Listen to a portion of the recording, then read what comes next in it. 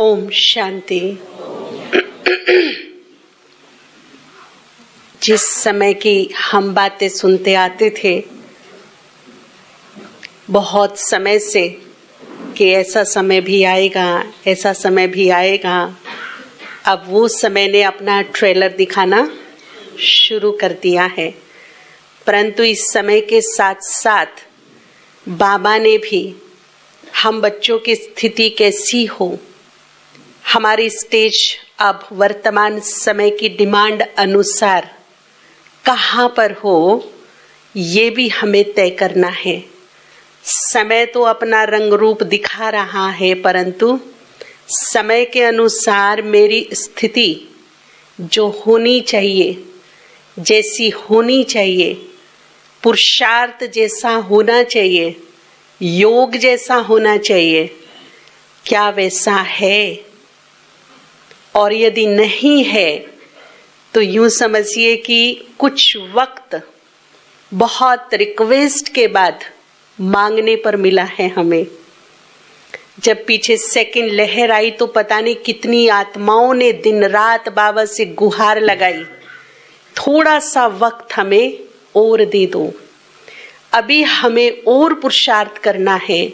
अभी तक तो थोड़ा सा ऐसे ही चल रहे थे, लेकिन अभी समझ में आ गया है, अभी स्थिति और बनानी है, और पुरुषार्थ करना है। मांग मांग कर समय लिया ये। तो अभी जो हमारे पास लिमिटेड टाइम है, इससे हम इधर उधर की बातों में, छोटी मोटी व्यर्थ की बातों में व्यर्थ ना गंवा करके समझदारी से इस टाइम को सफल करना है। तो इसमें सबसे पहले दिवाली के बाद जब बाबा मिलन था तो बाबा ने एक वायदा लिया बच्चों से। अव्यक्त बाबा ने, किस किस ने मुरली सुनी थी नवंबर में दिवाली के बाद? कौन कौन बाबा मिलन वाले दिन बाबा के महावाक्य सुनते हैं? मोस्टली सभी सुनते। घर पर सुनते हैं कि सेंटर पर आकर सुनते हैं? घर पर ही सुनते हैं। सुनते तो है ना, क्योंकि कई बच्चों के मन में आता है कि तो रिकॉर्डेड है, लेकिन जो मधुबन में जाते हैं और वहां बैठ करके ये महावाक्य सुनते हैं, एक एक से पूछिए कि आपको क्या अनुभव हुआ।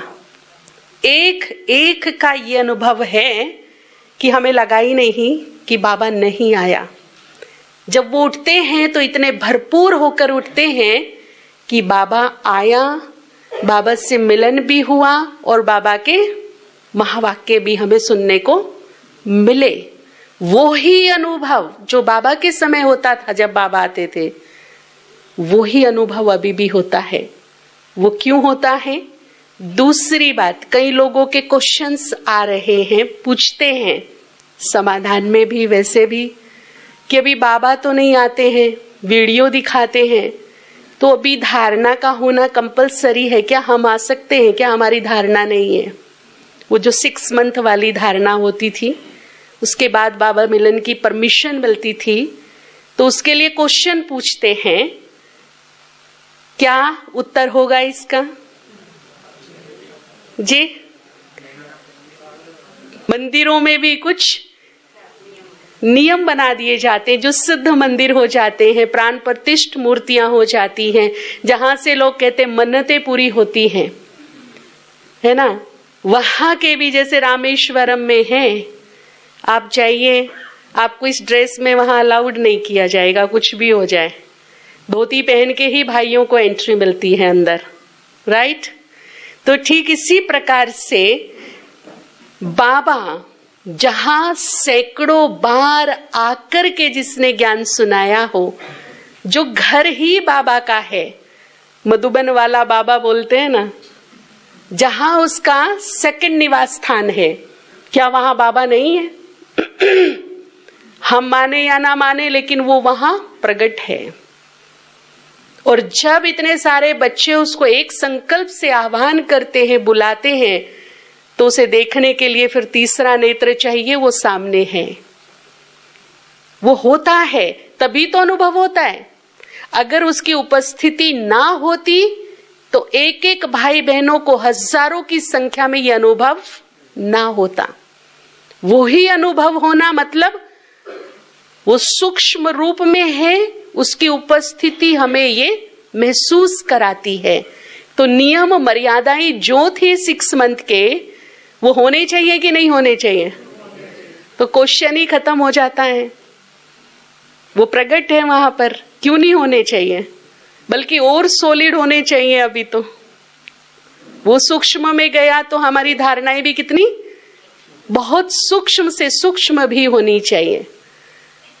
तो दूसरी बात, वायदा क्या करा था बाबा ने? पूरे साल हम इसको याद रखेंगे। बाबा ने कई बार हाथ उठवाए, बार बार पक्का पक्का वायदा लिया। कौन सा वायदा लिया था ये बताइए?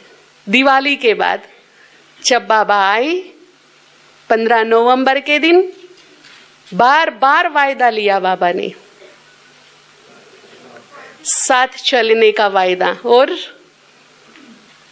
और बताइए, समान बनने का वायदा लिया था। बहने, कुछ और भी वायदा लिया था बाबा ने,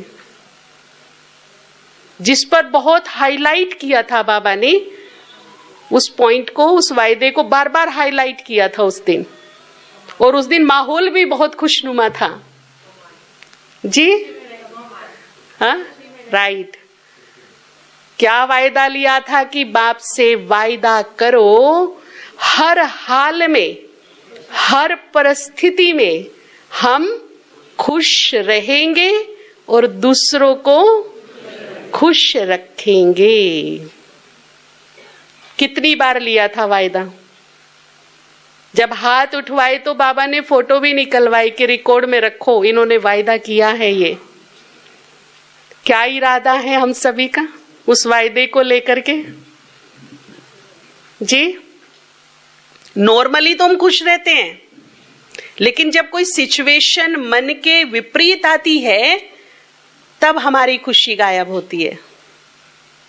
या जब हमारे मन अनुकूल कोई काम नहीं होता, या हमारी कामनाओं और अपेक्षाओं के अनुसार कोई काम नहीं होता, तब क्या होता है? खुशी गायब होती है। और यही हमारे वायदे को निभाने में सबसे बड़ा चैलेंज है। और इस चैलेंज को, इस भट्टी से, आज की भट्टी आधी उधर आधी इधर है भट्टी, लेकिन मुझे स्वीकार करना है कि अब चैलेंज कैसे भी हो, परंतु मैं अपनी खुशी को गायब होने नहीं दूंगी। मुस्कुराते रहना है, मन से मुस्कुराना है। मेरा मन हलचल में ना आए, ऊपर नीचे ना हो जाए, इधर उधर ना हो जाए। अब समय नहीं है। ये बाबा अपने बच्चों से भी डिमांड करता है और टाइम भी डिमांड करता है कि अगर हम यहां खुश रहेंगे तो खुशियों का माहौल बना करके रखेंगे संसार में। जब खुशियों का अकाल पड़ा है, खुशी के लिए हम किधर कुधर भागते हैं। दुनिया में तो क्या क्या करते हैं, छोटी छोटी खुशियों के लिए कितना बड़ा बड़ा खर्चा करते हैं, परंतु वो खुशी क्षणभंगुर, अल्पकालीन, घर आते आते खत्म। तो वो वाली खुशी नहीं, स्थायी खुशी चाहिए मुझे। और जितना हम खुश रहने की आदत डालेंगे उतना ही क्या बनेंगे? खुश नसीब। हमारी खुश रहने की आदत हमें खुश नसीब बनाएगी। और फिर ये नहीं कि मुझे खुश रहना है तो दूसरों की खुशियां छीन के खुश रहूं, दूसरों को डिस्टर्ब करके मैं खुश रहूं। तो साथ में बाबा ने ये भी वायदा लिया है कि खुद तो खुश रहना ही है, लेकिन अपने आसपास वालों को, अपने चारों तरफ के माहौल को भी क्या रखना है? खुशनुमा रखना है। अब इसके लिए मुझे क्या करना है? पहले तो ये बताएंगे मेरे सहित कि कौन इस वायदे को पूरा करेगा जी। खुश रहेंगे और खुशियां बांटेंगे, खुशहाल माहौल बनाएंगे।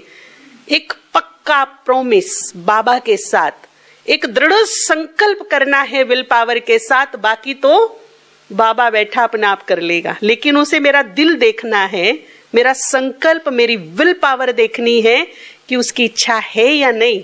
जो मैंने होमवर्क दिया उसे वो करना है या नहीं करना। और जिसने ठान ली कि मुझे करना है, उसकी बहुत बड़ी हेल्प की वो अधिकारी बन जाती है, भगवान से मदद लेने की।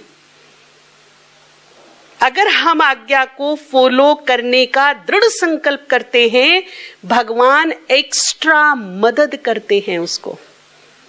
और सुनकर इधर से उधर कर दिया तो फिर बाबा भी नजर इधर से उधर कर लेता है। उसकी नजर को भी खींचना आना चाहिए। नजर किस पर पड़ेगी और कैसी पड़ेगी? अब उसकी दृष्टि साधारण दृष्टि नहीं है। साधारण दृष्टि है क्या बाबा की? जिसके लिए कहावत है ना, कृपा दृष्टि कर दो, उसकी दृष्टि में कृपा समाई है। जब भी उसकी दृष्टि मेरे ऊपर पड़ती है या मैं जाकर के उससे योग में दृष्टि लेती हूं, तो उसकी दृष्टि में कभी शक्तियों की कृपा होती है, कभी दुआओं की कृपा होती है, कभी आशीर्वाद वरदान, कभी कोई सिद्धि, कभी कोई बहुत सुंदर सुख उस दृष्टि में समाया होता है, कभी बहुत सुंदर अवसर समाया होता है। लेकिन हम कितना उस दृष्टि को लेते हैं, ग्रहण करते हैं, उसके सामने जाकर वो कृपा दृष्टि लेने के लिए बैठते हैं, ये हमारे ऊपर निर्भर है। कृपा दृष्टि तो दिन रात बरस रही है, लेना हमारा काम है। ये महत्वपूर्ण है। तो हमारी खुशी कहां कहां गायब होती है।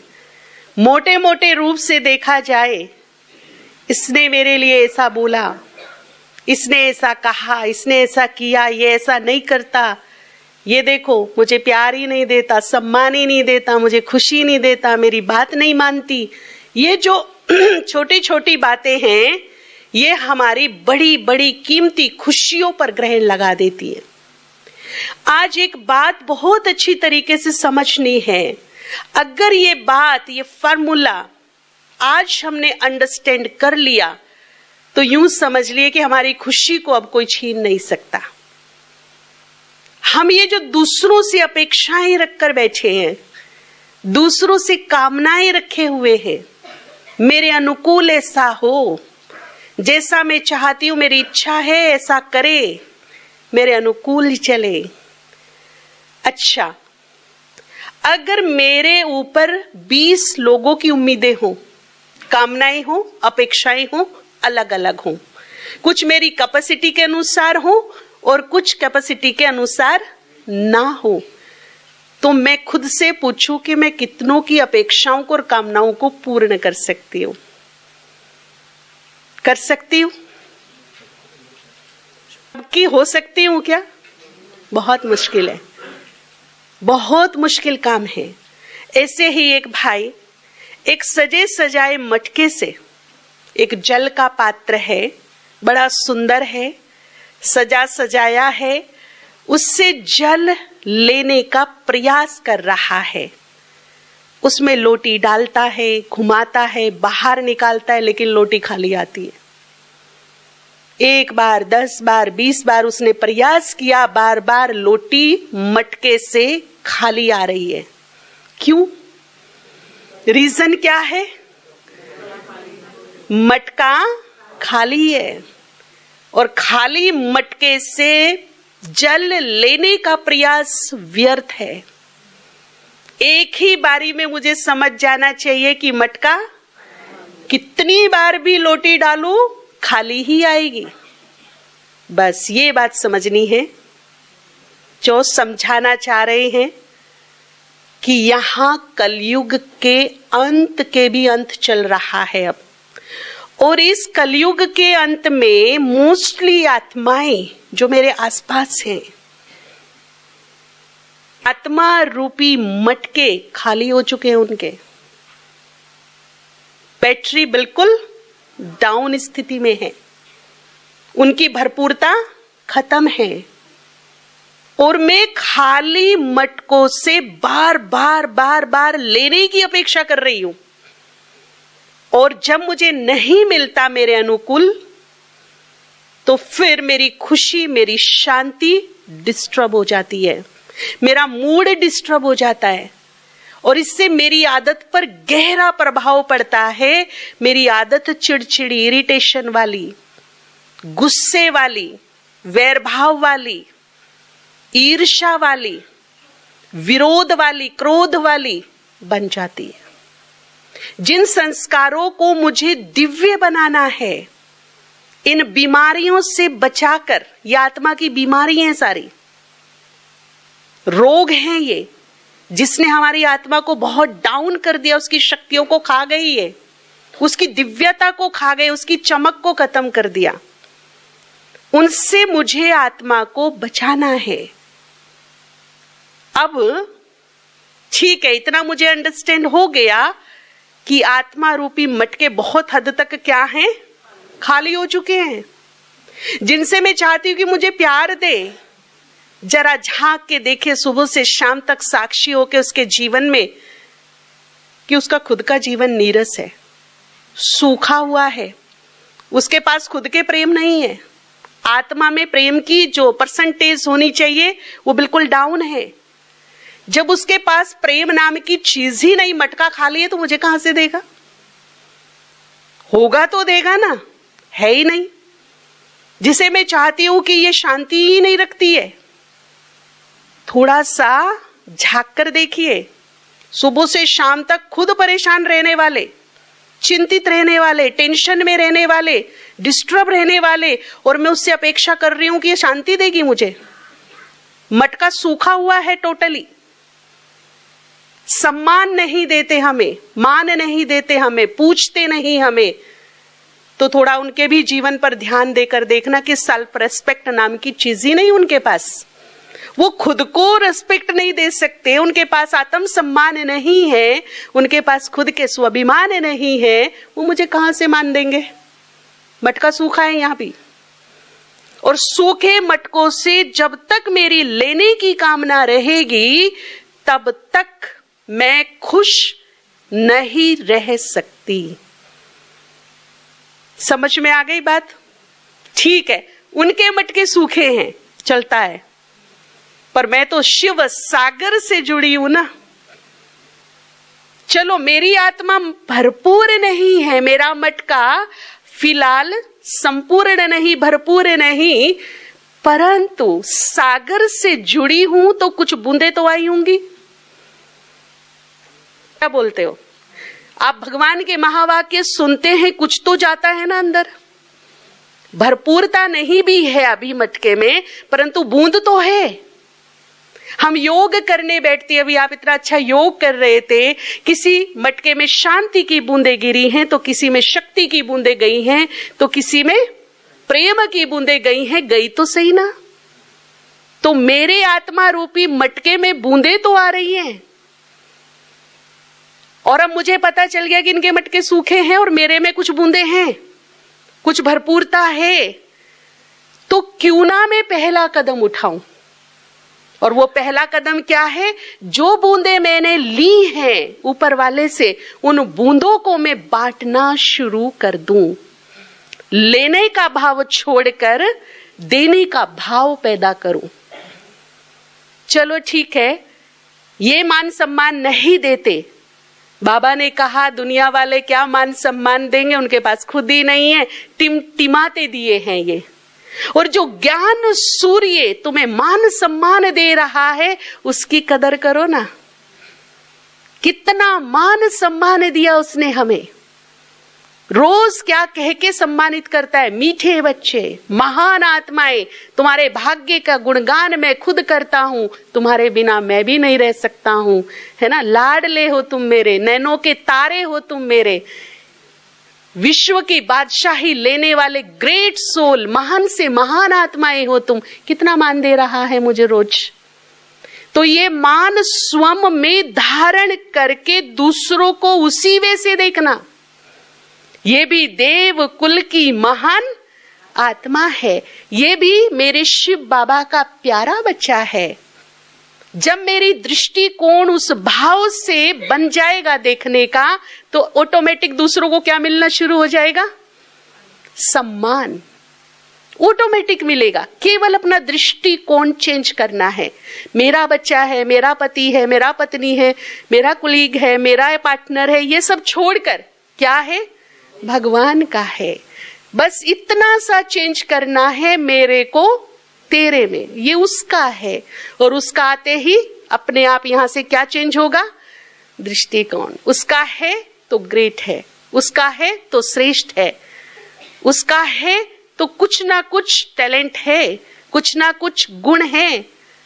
उस पर फोकस करते हुए मुझे उसे मान सम्मान देने में प्रॉब्लम नहीं आएगी। तो इस प्रकार से मैं बूंदे बूंदे बांटना। अब एक है बोलता रहता है, कोई बात नहीं, उसके पास है ही ये, वो देगा ही ये, है ना। शांति का मटका तो सूखा है, मैं क्या करूं? साइलेंस पावर को धारण कर लूं। तुम बोलते रहो, हम चुप रहेंगे, मुस्कुराते रहेंगे, आखिर तो क्या हो जाएगा? आधे घंटे में, 1 घंटे में अपना आप क्या हो जाएगा? और जब मुझे मेरा इधर से कोई रेस्पॉन्स उसको नहीं मिलेगा, तो धीरे धीरे धीरे धीरे उसकी आदत भी क्या हो जाएगी? यानी कि मैंने बूंद बूंद उसको क्या कर दिया? दे दिया। तो बाबा ने कहा है, बच्चे अब सुनने सुनाने का वक्त गया। अब जो सुना है उसे एक्शन में लेकर आओ, अप्लाई करो उसे। जो सुना है उसे अभी हमें क्या करना है? अप्लाई करना है, एक्शन में लाना है उसको। तो ये ज्ञान बल बन जाएगा मेरे जीवन में। ज्ञान तो है, परंतु बनाना क्या है? बल। उसकी ताकत को मुझे एंजॉय करना है, उसके बल को एंजॉय करना है। और उसका बल मैं तब एंजॉय करूंगी जब ज्ञान को प्रैक्टिकल में फॉलो करूंगी। तब उसका बल मुझे महसूस होगा कि ज्ञान में कितना बल है, कितनी ताकत है ज्ञान में। ठीक है। अब दूसरा कितना भी मुझसे नफरत करे, कितना भी करे। उड़ीसा हम लोग गए थे, वहां पर संदेशी दादी जी रहते थे। उनका एक अनुभव सुनाया बहुत अच्छा, कि एक इतना क्रोधित भाई जो ब्रह्मा कुमारी से इतनी नफरत करता है, उसके नस नस में नफरत भरी है। दादी से लड़ने आ गया एक दिन, पता नहीं कितनी गालियां, क्या क्या बोला, उल्टा सीधा पता नहीं। दादी ने टोली दी तो उसको भी फेंक दिया, चला गया लड़वड़ के। अब नीचे जाके उसने अपना स्कूटर स्टार्ट करना शुरू किया, तो वो स्टार्ट नहीं हो रहा था। दादी ऊपर से देख रही थी, फिर भी बोली, मीठे भैया कोई हेल्प चाहिए आपको? किसी भाई को भेजूं आपको हेल्प करने के लिए?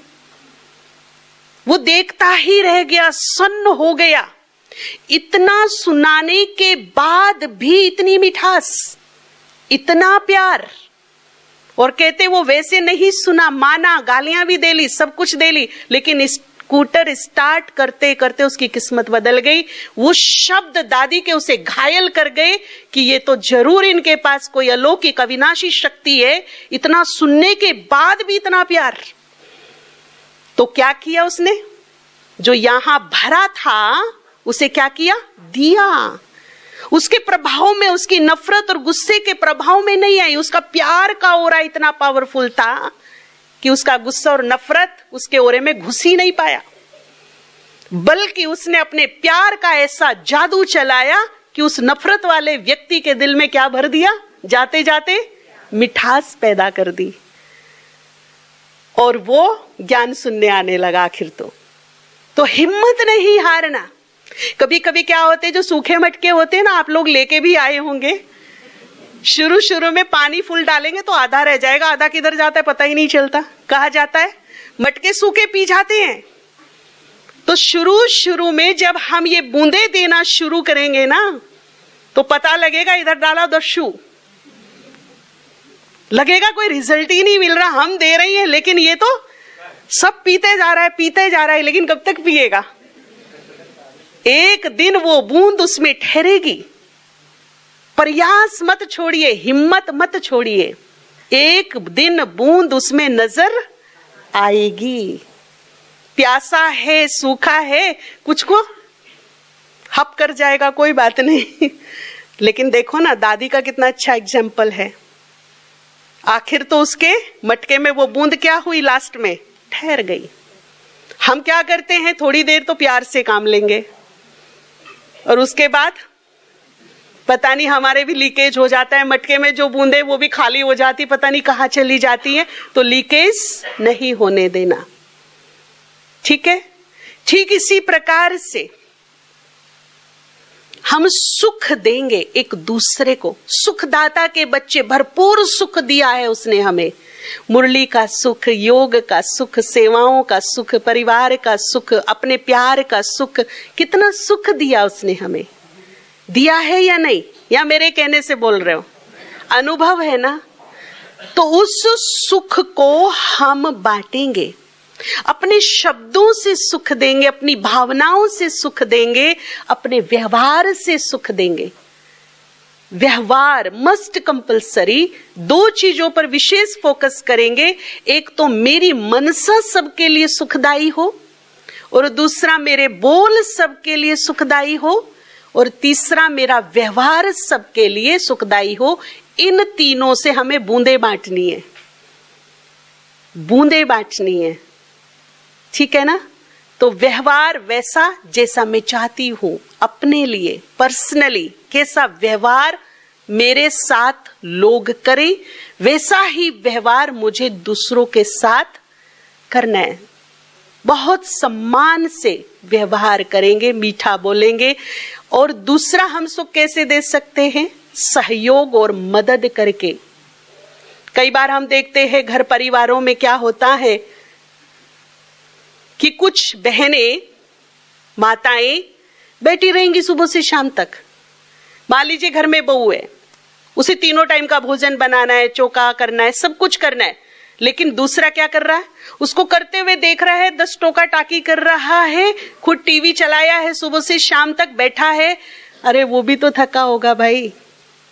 अगर हम उसका थोड़ा सा हाथ बटा दे, थोड़ा सा उसको मदद कर दे, थोड़ा उसको सहयोग दे दे, और काम करने के बाद उसको अप्रिशिएट कर दे, उसका कंधा थपथपा दे, उसके सर पर प्यार का एक हाथ रखकर उसकी तारीफ कर दे, तो उसकी आत्मा को कितना सुख मिलेगा।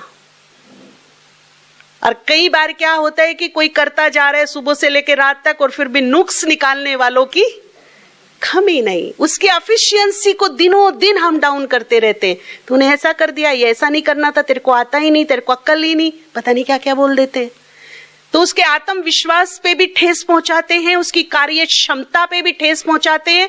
और जो सबसे बड़ा काम होता है कि उसके और मेरे बीच में जो डिस्टेंस आ जाता है, जो एक अंदरूनी दूरी पैदा हो जाती है, उससे हमारे रिलेशंस की मिठास खत्म हो जाती है। फिर जैसा मैं दे रही हूं, मुझे रिटर्न में क्या मिलेगा?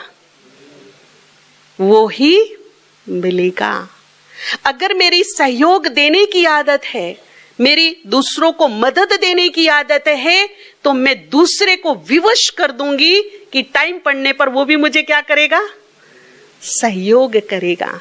लेकिन शुरुआत बाबा के बच्चों को करनी, जो अपने आप को भगवान के बच्चे समझते हैं। तो इस प्रकार से हमें सुख देने की भी बूंदे देते चलना है, लेने की कामना नहीं। जो लेने की कामना थी वो कहां आ जाए? अब 0 पर। तो खुशी कहां पहुंच जाएगी? 100 पर। अगर लेने की कामना 100 पर होगी तो खुशी कहां होगी? ना वो खुद खुश रहेगा, ना दूसरों को खुशी देख सकता है, और ना खुशी दे सकता है। तो भगवान से जो वायदा किया है, और जिसने नहीं किया तो वो आज कर ले, क्योंकि बाबा की बड़ी लास्ट उम्मीद है ये कि मेरा एक एक बच्चा खुश रहे, खुशहाल माहौल रखे। क्यों बोला बाबा ने ऐसा? अंत मति सो गति। जितना मैं खुश रहने की आदत डाल लूंगी, मूड ऑफ करना, चिड़चिड़ापन, गुस्सा, बात बात में मूड स्विंग होना, इरिटेशन की नेचर, चुगली निंदा करना, नुक्स निकालना, ये जो सारी आदतें हैं, इनको धीरे धीरे मुझे क्या करना है? खत्म करना है। इसका पॉजिटिव पहलू लेकर के आना है, ठीक है ना? अभी क्या होगा, जैसे देखिए बाबा हमेशा मुरलियों में कहते, बच्चे तुम्हारे माथे कौन सी दशा बैठी है जी, और कौन सी उतर रही है, कौन सी जा रही है? बृहस्पति की दशा कहां लेके जाएगी? सतयुग में। और ये राहु की दशा कहां ले आई हमको? तो एक दशा का आना अच्छा लग रहा है और एक दशा का, आज बहुत ईमानदारी से मुझे रियलाइज करना है मैं कहाँ हूं। कहीं मैं अपने लिए, दूसरों के लिए राहु तो नहीं बना हुआ हूं। मेरा कोई संस्कार, मेरी कोई आदत, स्वभाव राहु शनि केतु का काम तो नहीं कर रहा है। रियलाइज करना है कि मेरे आने से लोगों को खुशी मिलती है कि मेरे जाने से खुशी मिलती है। क्योंकि एक के आने से खुशी मिल रही है तो एक के, कुछ व्यक्ति, कुछ आत्माएं भी ऐसी होती है कि नहीं? किसी के आने से खुशी मिलती है और किसी के जल्दी जाए, उसको आता देख के ही ना, या तो हम अपने आप को बचाने लगते हैं या अपने आप को बिजी शो करने लगते हैं, या फिर देखिए अगर कोई ऐसी आत्मा है ना, उसका फोन भी आ जाए जो लगता है कि अब ये बहुत खराब करने वाला है यहां से, तो उसके फोन को भी अभी इग्नोर कर देते हैं, या तो मोबाइल स्विच ऑफ कर देंगे, या कह देंगे कोई गेस्ट आया, कुछ ना कुछ बहाना मार देंगे पीछे छुड़ाने के लिए। यानी कि उसका आना, उसके फोन का भी आना मेरे लिए खुशी नहीं। और किसी के हम इंतजार करते हैं, किसी की हम वेटिंग करते हैं, वेट में रहते, इंतजार में रहते कि कब आए, तो मैं कहां हूं। जो मेरे आसपास वाली आत्माएं हैं, जिनके संबंध संपर्क में मैं बहुत लंबा समय रहती हूं, उनको मेरे आने की खुशी मिलती है या वो मेरी जाने की वेट करते हैं। किसी भी तरह से आज मुझे ये चेक करना है सोने से पहले, कहां हूं मैं। कुछ पापाएं ऐसे होते हैं, इतना हिटलर बन के रहते हैं। कई घरों की ये हालत देखी है, बच्चे इतने सहमे हुए, परिवार वाले इतने दबाव में रहते हैं, आ गया बस ये, तो उसके आने की खुशी नहीं होती घर में, बल्कि अपना अपना स्थान ले लेते, बिलों में चले जाते हैं। इसके सामने कम से कम आए तो अच्छा है। इतना स्वभाव क्रोधी होता है, कुछ भी अनाप शनाप बोलने की आदत होती है, बोल में कड़वाहट भरी होती है, कमेंट्स भरे होते हैं, टोंट भरे होते हैं। जब भी देखेगा कुछ ना कुछ परोसेगा जरूर। तो ऐसे लोगों की आने की खुशी होती है कि जाने की खुशी होती है? और जब वो सुबह ऑफिस जाते हैं ना, तब सबके चेहरे हा गया। एक बच्चा तो अपने पापा को पीछे से पापी बुलाता है और इतना रिलैक्स होता है बोलकर पापी गया, इतना खुश होता है, इतना गुस्सेल उसका फादर। उस बच्चे के सर पर इतना दबाव की बात मत पूछो, बात बात में उसको जड़ देता है। इतना सहमा रहता है कि रात को भी डर डर के उठ के बैठता है बिस्तर पर। बच्चे से दुश्मनी बोलो। और कोई कोई बच्चे भी इतने तनाव वाले होते, इतने शरारती होते हैं। अभी पता चला होगा पेरेंट्स को, जब बच्चे स्कूल नहीं गए तो कुछ समय बच्चे भी स्कूल जाएं तो खुशी मिलती है, क्योंकि उनकी शरारतों से, उनकी डिमांड से, उनकी चकचक से थोड़ी देर क्या मिले? शांति मिले। चलो वो तो नादान है, समय आने पर समझदार बन जाएंगे, लेकिन जो समझदार हैं उन्हें कौन सी दशा का काम करना है?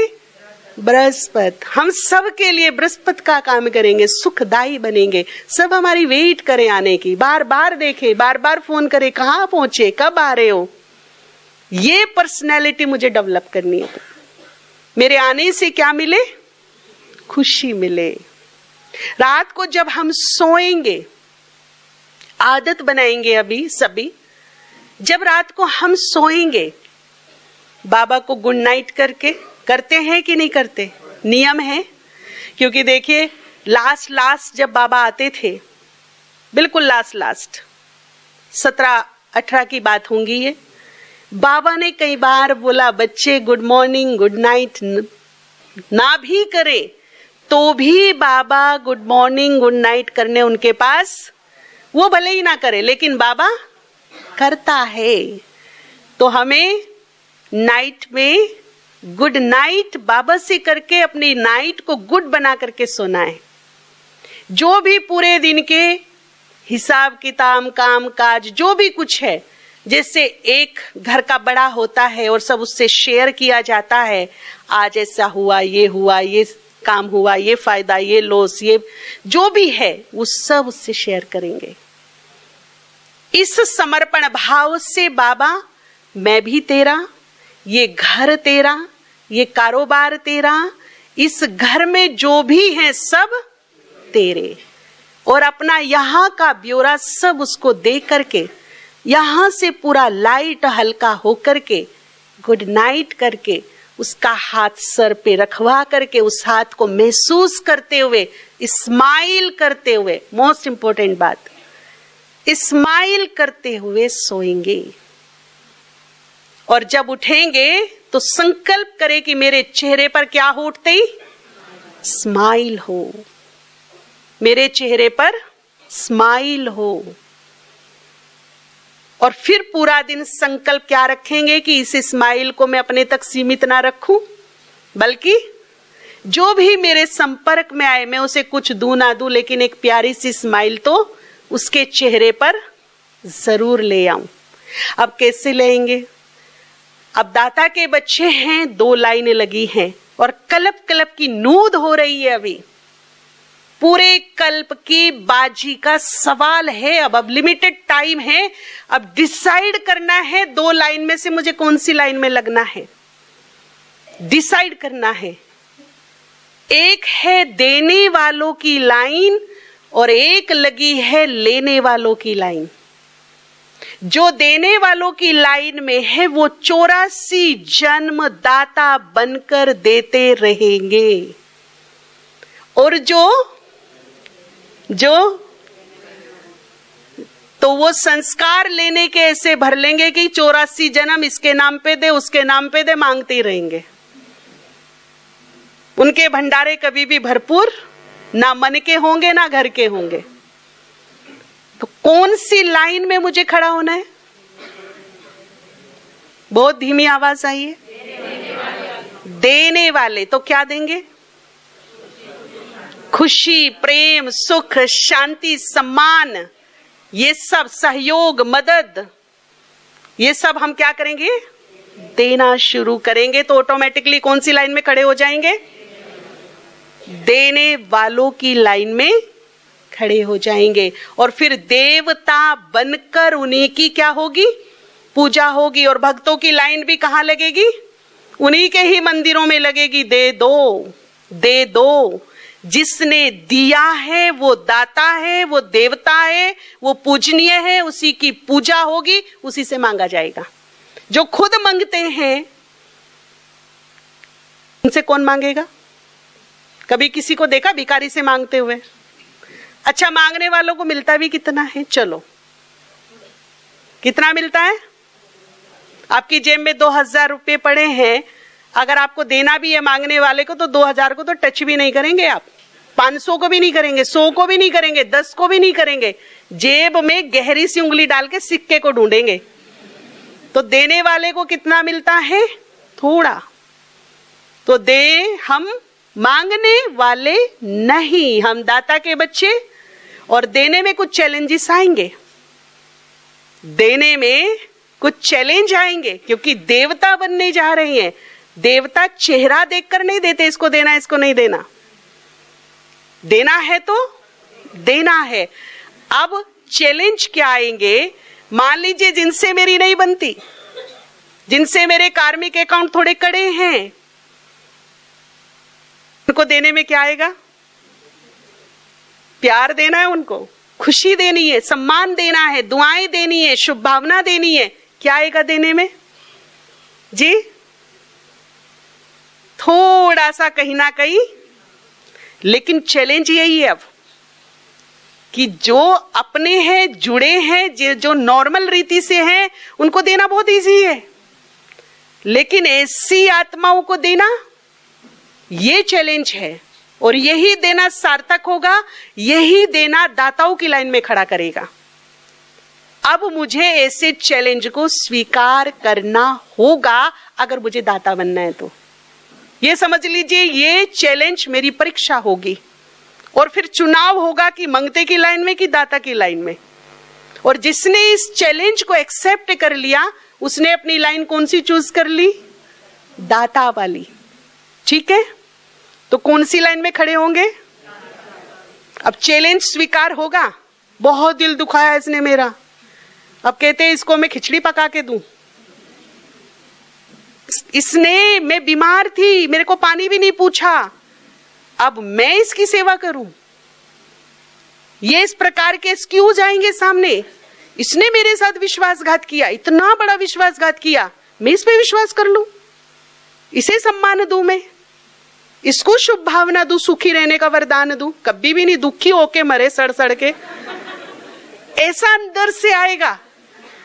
ये मेरे सामने ब्रेकर होंगे, लेकिन मुझे क्या करना है इनको? यही मेरी परीक्षा होगी।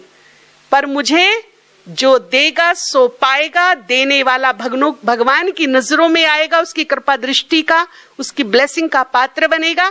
जिसने जो किया, जैसा किया, उसे भगवान के हवाले कर दो।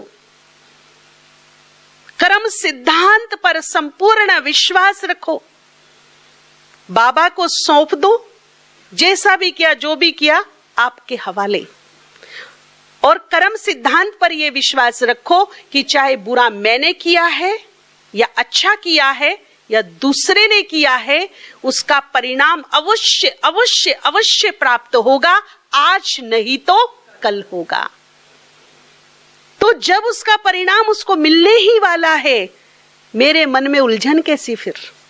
मैं अपने चित्त को शांत रख करके इन चैलेंज को समझ करके वो करूं जो समय रहते अब बाबा मेरे से कराना चाहता है। ऐसी स्थिति अपनी बनाऊं।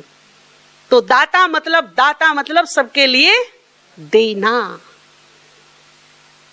उसको भी देना है जिसने मुझे कुछ और दिया है, उसको भी मुझे क्या करना है? देना है। फिर चेहरा देख करके नहीं देना। कभी कभी हम क्या करते हैं, मान लीजिए किसी ऑफिस में गए, गेट कीपर है, प्यून खड़ा है वहां पर, वो थोड़ी देर से आया, तो उसको मैंने क्या किया? अपनी ड्यूटी तेरे को समझ में नहीं आती क्या? चिल्लाया, आंखें टेढ़ी कर दी, थोड़ा अपमान कर दिया। और जब मैं ऑफिस के अंदर गई, ऑफिसर के सामने गई, वो जो टाइम दिया उससे बहुत बहुत लेट आया, तो भी उसे खड़े होके क्या कर रही हूं? अब मैं चेहरा देख के मान सम्मान दे रही हूं। ये ऐसा नहीं। आत्मिक स्थिति में रहना, आत्मिक भाव में रहना मतलब पहला लक्षण होगा समभाव, कोई पक्षपात नहीं। जिसमें आत्मिक भाव बढ़ता जाएगा, उसका भाव कैसा बढ़ता जाएगा? समभाव। सब आत्माएं हैं, किसी के लिए थोड़ा रिस्पेक्ट, किसी के लिए ज्यादा रिस्पेक्ट, चेहरा देखकर रिस्पेक्ट, ऐसा नहीं होगा। सबके लिए इक्वल होगा। और मैंने अपने से बड़ों को रेस्पेक्ट दिया, ओहदे में, पद पोजीशन में, तो कौन सी बड़ी बात की।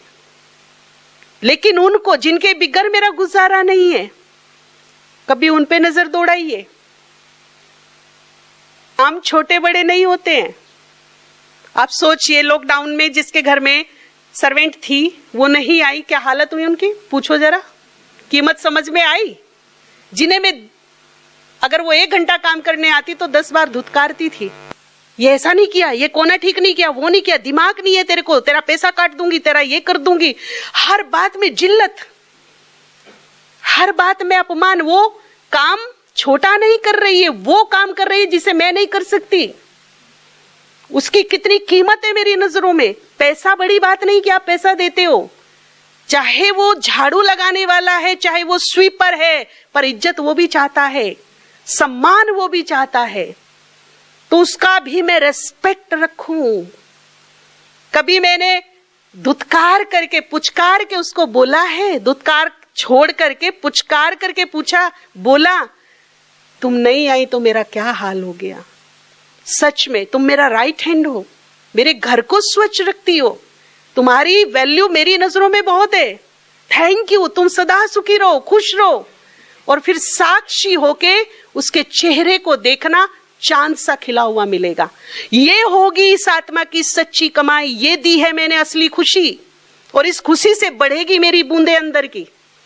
इस खुशी से ये इतनी डबल ट्रिपल होकर आएगी कि मेरा मटका क्या हो जाएगा, भरना शुरू हो जाएगा। तो हर टाइम डांट डपट नहीं, कभी अप्रिशिएट भी करेंगे हम, कभी प्रशंसा, कभी तारीफ भी कीजिए उसकी, दिल से एक बार शुक्रिया भी तो बोलिए। मुझे याद आती है मोदी जी का एक स्पीच दे रहे थे, तो उसमें मुझे एक बहुत अच्छी बात लगी कि मोदी जी ने अपनी माँ को कहा, माँ कचरे वाला आया है। तो उन्होंने कहा कि मेरी माँ का जवाब था, भाई कचरे वाले तो हम हैं, वो तो सफाई वाला आया है। कितनी वैल्यू बढ़ा दी उसकी, कचरे वाले तो हमने, सारा दिन तो हमने कचरा इकट्ठा किया, वो कौन है। देखो नजरिए की बात है, अगर ना आए तो ये कचरा उठाने वाले ना आए तो 10 दिन में क्या हाल हो जाएगा। वैल्यू है कि नहीं है। जो काम मैं नहीं कर पाती हूं वो करते हैं, उनकी वैल्यू है या नहीं है, उनको शुक्रिया बनता है कि नहीं बनता, उनको अप्रिशिएट करना बनता है कि नहीं बनता। और ये छोटी छोटी खुशियां जब हम अपने चारों तरफ देना शुरू करेंगे तो मेरा जीवन खुशहाल बन जाएगा, आत्मा खुश नसीब बन जाएगी, और हम धीरे धीरे लोकप्रिय बनना शुरू हो जाएंगे। लोकप्रिय, और जो लोकप्रिय है लोगों के दिल पर है, वो किसके दिल पर है, वो प्रभु प्रिय भी बन जाएंगे। ये लोकप्रिय बनना है मुझे। चेहरा देखकर दाता नहीं देंगे। दाता मतलब एक रस सबको देना है, अपनों को भी देना है, परायों को भी देना है, अच्छों को भी देना है, जो अच्छे नहीं है उनको भी देना है, एक रस देना है, सबको देना है। तो हम कहाँ खड़े मिलेंगे, दाता की लाइन में। फिर हमारे जो इस वर्ष की भट्टी का आप लोगों ने रखा है दिव्यता की ओर, तो हमारे संस्कारों में क्या भर जाएगी, दिव्यता भर जाएगी। ठीक है, तो सभी को हम शुक्रिया धन्यवाद देते हुए आगे बढ़ेंगे। लास्ट में ऐसा कहना चाहूंगी, इसके ऊपर तो हम लास्ट में कभी आएंगे जाएंगे, कभी फिर इस टॉपिक को लेंगे, लेकिन एक चीज जरूर देकर जाना चाहेंगे कि भगवान से मुझे अब तक जो कुछ मिला लौकिक में और अलौकिक में, जब बाबा के नहीं थे तब भी हम ये कहते थे कि हमें भगवान से मिली ये चीज, ठीक है, और बाबा के बनने के बाद मुझे बाबा से क्या मिला। आज एक और होमवर्क है, और ये तब तक के लिए है जब तक हम जिएंगे, लास्ट श्वास तक के लिए है। ऐसी 10 प्राप्तियों को अपने पास हम लिखेंगे जो भगवान से मुझे मिली हैं, जो मैं सोचती हूँ, अनुभव करती हूँ कि मुझे भगवान से मिली है। मिली है, सबको मिली है ना, लौकिक में भी जन्म से और बाबा के बनने के बाद भी बहुत सारी प्राप्तियां हुई हमको। सत्य ज्ञान मिला, सच्चा साथी मिला, सदगुरु मिला, सहारा मिला, भूलों को समाकर उसने हमें गले लगाया, भाग्यवान बनाने के अवसर दिए, कितना कुछ मिला हमें भगवान से। हिंट दिया है, आप खुद जो आपको अनुभव हुआ है कि मुझे ये भगवान से मिला है, ऐसी 10 प्राप्ति लिखेंगे, और जब तक जिएंगे तब तक एक एक प्राप्ति को याद करके 24 घंटे में एक बार उसका तह दिल से आभार मानते हुए धन्यवाद करेंगे। होगा क्या, जिस प्राप्ति का धन्यवाद करेंगे वो प्राप्ति क्या होगी, बढ़ना शुरू हो जाएगी। ये धन्यवाद और शुक्रिया शब्द की ताकत है। जब हम आभार मानते हुए आस्था से दिल से किसी भी बात, वस्तु, व्यक्ति का प्राप्ति का शुक्रिया करते हैं तो वो बरकत को पाती है, उसमें बढ़ोतरी होती है। थैंक यू, शुक्रिया। ओम शांति।